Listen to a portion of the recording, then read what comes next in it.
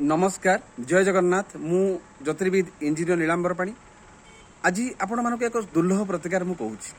आज्ञा आजिका डेट रे छाड़पत्र बा डिभोर्स बहुत क्षेत्र में देखा दूची कौन सी झी हो कि पुओ हो वैवाहिक जीवन उच्च उशृंखलित हो गलानी आज्ञा जोटी शुणव खाली डिभोर्स छाड़पत्र विच्छेद विभीषिका विशृंखला अशांति झीटे बाहा दे बापा माँ शांति रही पारना पुओटी को बाहर बहुटे आणिकी शाशु शशुर शांति रही पारना तो एनिमित्त झीटे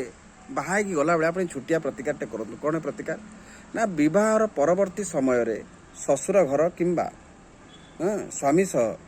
कौन सी अप्रीतिकर परिस्थिति सृष्टि नहोपाई कन्या विवाह पर बाप घर शशुर घर को जीवार अधा घंटे पूर्व गोटे लोटारे जल सह हलदी गुंड और दुईटी सुईकी